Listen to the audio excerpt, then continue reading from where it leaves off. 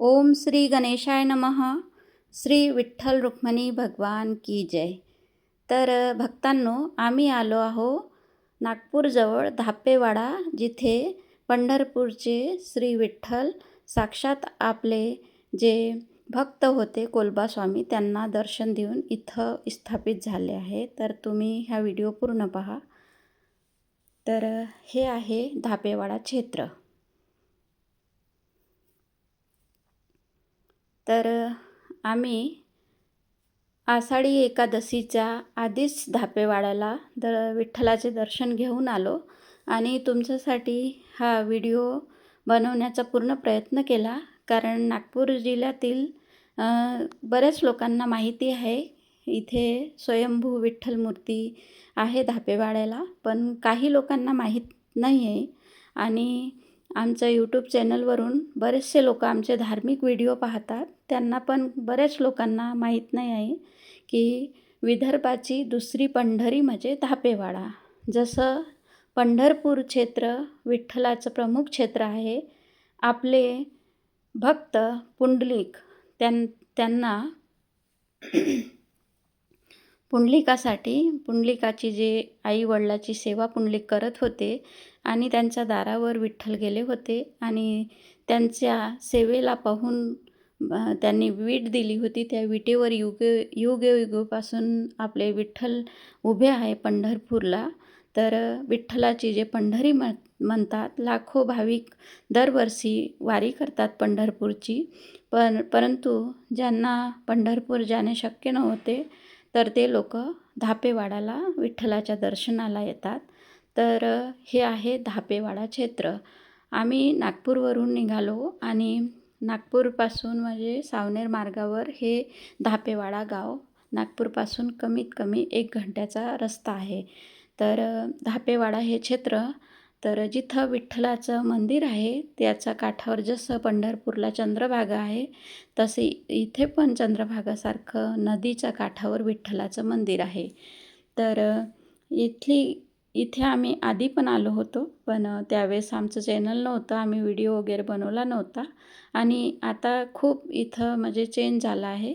तर भविष्यात म्हणजे 4-5 वर्षामध्ये इथं पंढरपूरसारखंच एकदम नवीनीकरण जे मंदिराचं होत आहे. मोठं पंढरपूरसारखं मंदिर पण होणार आहे, भक्तनिवास पण होणार आहे. इथे जे काम सुरू आहे, तर इथल्या लोकांनी आम्हाला सांगितलं. आणि आषाढी एकादशीच्या आधी आम्ही काहून आलो इथं, कारण आषाढी एकादशीला इथे पण पंढरपूरसारखी भरपूर गर्दी असते आणि भक्त लोक दर्शनाला येतात. तर अशा वेळेस आपण व्हिडिओ घेऊ शकत नाही आणि दर्शन घेऊन एवढं व्हिडिओ म्हणजे लोकांना व्यवस्थितपणे सांगता पण येत नाही आणि आपण कोणाला म्हणू पण नाही शकत की आम्हाला इथली जानकारी द्या असं, कारण सगळे लोक गर्दीमध्ये फक्त दर्शनाची ओढ घेऊन येतात. तर म्हणून आम्ही तुमच्यासाठी म्हणजे आधी इथे दर्शनाला आलो. तर इथे मातेचं मंदिर पण आहे, दुर्गा मातेचं. विठ्ठल रुक्मिणी मंदिराच्या समोरासमोर हे दुर्गा मातेचं मंदिर आहे. इथे पण आम्ही सुरुवातीला दर्शन घेतले मातेचे. आणि इथली कहाणी अशी आहे, म्हणजे इथले जे आपले विठ्ठल स्वयंभू मूर्ती आहे इथे पूजेचे जे दुकान आहे, सध्या 1-2च दुकान होते, पण आषाढी एकादशीला इथं भरपूर दुकान वगैरे राहतात आणि 2 दिवस आधीपासून म्हणजे गर्दी सुरू होऊन जाते, जशी पंढरपूरला गर्दी असते अशी. आणि इथे जे तयारी सुरू केली आहे लोकांनी, भक्तांना म्हणजे पावसामध्ये काही दिक्कत गेली नाही पाहिजे किंवा ऊन जरी तपली तर दिक्कत गेली नाही पाहिजे, म्हणून पूर्ण सोयी करण्याची तयारी इथे सुरू आहे आणि त्याच्यासोबतच बांधकामाची पण तयारी सुरू आहे. तर हे पहा, हे आहे आपले स्वयंभू विठ्ठल मंदिर. तर आम्ही आधी आलो होतो तेव्हा ह्या मंदिराच्या चारीभोवताल भिंती होत्या, त्या भिंती आता पाडून दिल्या, कारण मोठ्या परिसरात हे मंदिरचं काम आता सुरू आहे इथे मंदिराचं काम, त्याच्यामुळे आजूबाजूच्या भिंती पाडल्या आहे. आणि 500 वर्ष आधीचं सांगतात की हे पुरातन मंदिर आहे. तर आम्ही इथं दर्शनासाठी आलो आणि मी म्हणजे लुगडं घालून आली, कारण मला मराठी एवढी काही जमत नाही. पण कसं आहे, मराठी म्हणजे मराठी वेशभूषेत महाराष्ट्रात आहे, म्हणून मी लुगडं पण घालून आली आणि मराठीत व्हिडिओ सांगण्याचा प्रयत्न करत आहे. बऱ्याच लोकांची अशी अपेक्षा असते की ज्यांना मराठी समजत नाही हिंदीमध्ये टाका, म्हणून मी काय बरेचसे व्हिडिओ हिंदीमध्ये टाकते. मला हिंदी चांगली जमते म्हणून मी हिंदीत टाकते. पण मी पूर्ण प्रयास करत आहे मराठीमध्ये सांगण्याचा. तर पहा, आम्ही विठ्ठलाच्या मंदिरात प्रवेश झालो आणि इथे नाही का आम्ही असं ठरवून ठेवलं होतं की माझ्या मुलाला बुधवार दिवशी सुट्टी असते, त्या दिवशी आपण जाऊ. पण त्याच्या आधी मला माझ्या डोक्यात हे कल्पना नव्हती की ह्याच दिवशी माझी 27वी ॲनिव्हर्सरी आहे. लकीली म्हणजे एकदम म्हणजे आदल्या दिवशी मला डोक्यात आलं, अरे माझी ॲनिव्हर्सरी आली. 15 तारखेला आम्ही गेलो होतो, 15 जुलैला मंदिरामध्ये. तर पंडित पण खूप छान. कोणत्याही मंदिरातनं म्हणजे देवाच्या आशेनं आणि देवाच्या भक्तीनं, देवावर विश्वास ठेवून देवाच्या दर्शनासाठी आपण जातो. पण तिथला पंडित जरी व्यवस्थित असला ना, तर म्हणजे एकदम आपले मन एवढं प्रसन्न असते की नाही, देवाचे दर्शन आपल्याला. पण काही काही जागी ना पंडित लोकं ना, आपण जेवढे चांगल्या मनानं जा, एवढी व्यवस्थित पूजा करा, पण काही लोक पंडित असे असतात, चिडचिड करतात. त्याच्यामुळे कसं थोडं माणूस डिस्टर्ब होऊन जाते. पण इथले पंडित ना खूप चांगले होते. खूप चांगल्याने म्हणजे पूजा वगैरे केली आम्ही. आणि हे पहा, हे मंदिराचं पुरातन मंदिर आहे. तर इथली जे कारागिरी आहे, तर पुरातन कालामध्ये असे जशी कारागिरी राहत होती, हे आहे आपले हे स्वयंभू विठ्ठल आहे. तर इथं कोलबा स्वामी जे यांचे भक्त होते, ते दुसऱ्या गावचे होते. तर ते आपल्या हातूनच कपड्याचं विणकाम करायचे आणि कपडे घेऊन विकायला यायचे. तर असं करता करता म्हणजे ते म्हणजे काम सगळं करत होते, सांसारिक होते, लग्न झालं होतं त्यांचं, मुलं-बाळ सगळं होतं त्यांना.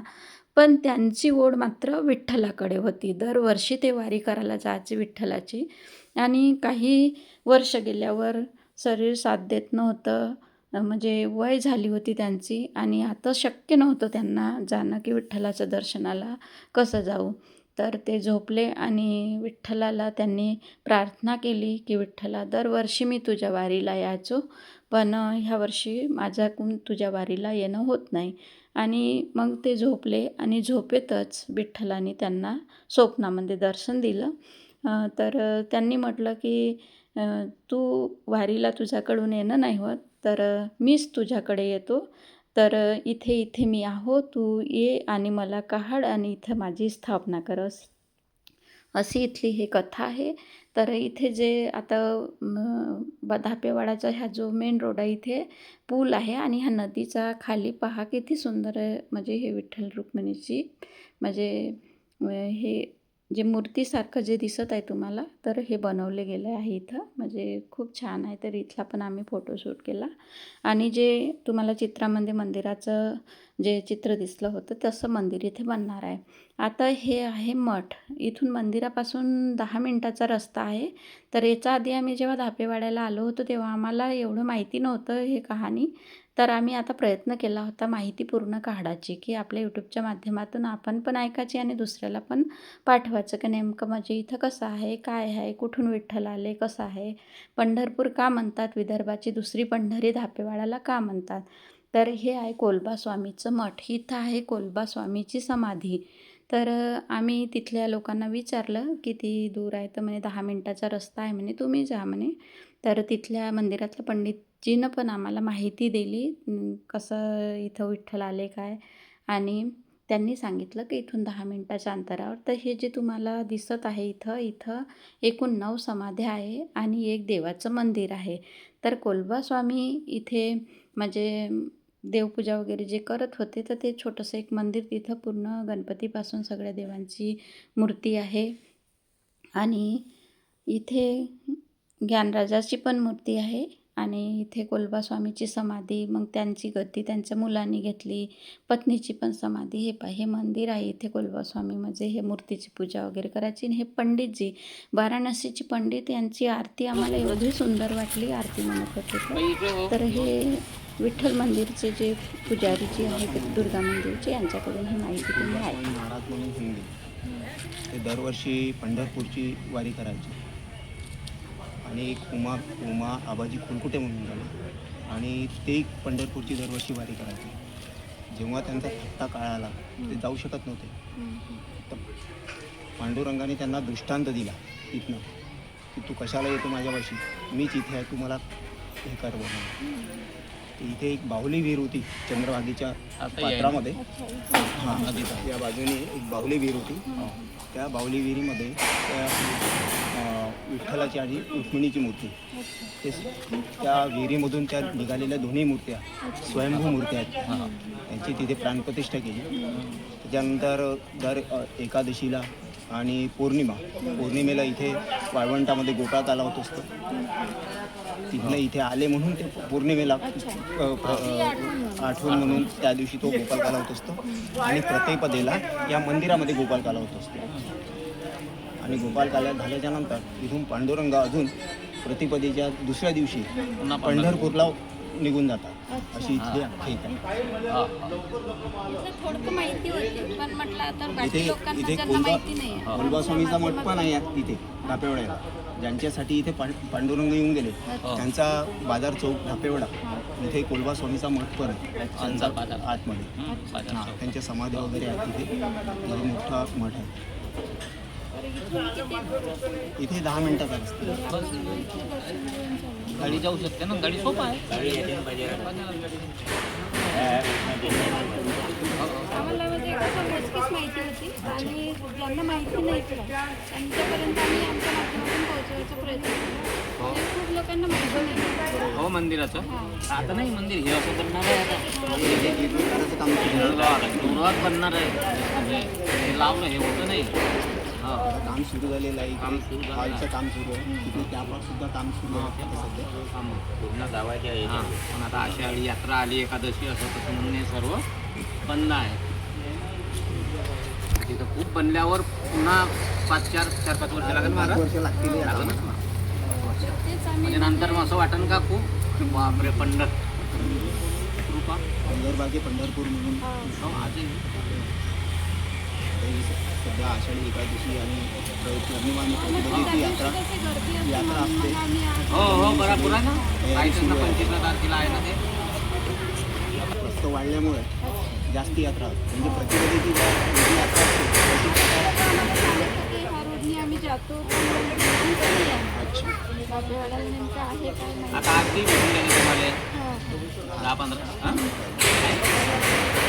6:30 अर्धा पाऊण तास. आता त्या इथे जातपर्यंत नारायण तुमच्या आरती भेटून ते. आम्ही नागपूरला. धन्यवाद.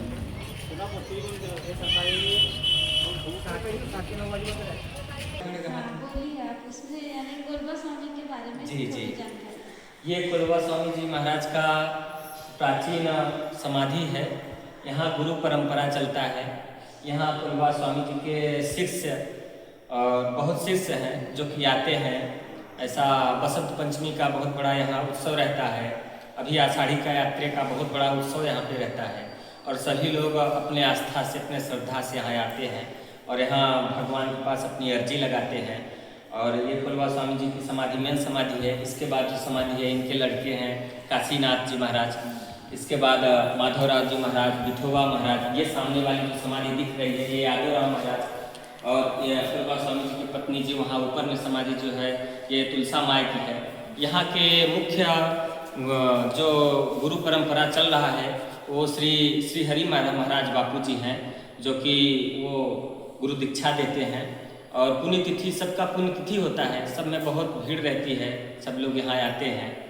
और ये बहुत प्राचीन स्थल, देव स्थल है और ऐसा माना जाता है और ऐसा सच भी है कि इनके ही स्वप्न में, इनके ही ख्याल में दर्शन दिए भगवान विट्ठल और उन्होंने इनको बताया कि यहाँ पर हम आए हैं, हमें स्थापित करो। तो इनको भगवान विष्णु ने स्वयं दर्शन दिया और ये जो विट्ठल मंदिर आपकी दिख रही है इनके ही ख्याल में आए थे और हम भी बाहर से आए यहाँ भगवान का दर्शन पूजन करने का, हमें भी सेवा करने का मौका मिला और हमें श्री हरि बापू जी ने रखा है। हम भी यहाँ पूजा आरती सुबह शाम का करते हैं, बाकी पूजा पाठ भी करवाते हैं। सत्यनारायण, गृह प्रवेश, नवग्रह शांति, जाप, बाकी सभी पूजाओं विधिपूर्वक हम कराते हैं। और इसी के साथ धन्यवाद। आपका बहुत बहुत धन्यवाद। इतनी अच्छी जानकारी है, काफ़ी लोगों को पता नहीं है ना। जी जी जी तो सबको हमें यानी हमारे चैनल के द्वारा यानी मालूम करवा देते हैं। जी जी धन्यवाद। जी मंगल शुभ आशीर्वाद।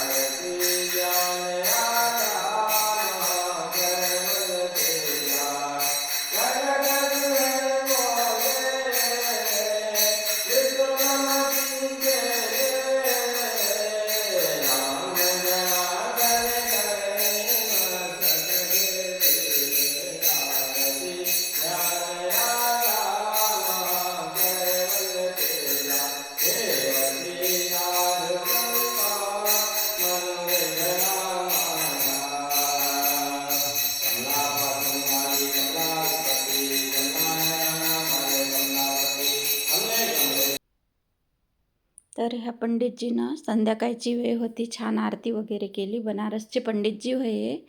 आणि हे सत्यनारायण पूजा, नवग्रह शांती जी पूजा असली तर छान करतात. आणि यांचे जे रेट पण आहे ते पण अगदी कमी आहे. तुम्हाला कोणाला कधी पूजा वगैरे मंदिरात तिथे करायची असली तर आम्ही यांचा नंबर इथे देत आहोत. तुम्ही नक्की यांची भेट घ्या आणि व्यवस्थित पूजा वगैरे करून देतात. आणि असं आहे हे धापेवाडा क्षेत्र आणि कोलबा स्वामीचं मठ. तर एकदा जे लोक नाही गेले ते नक्की जाऊन पहा.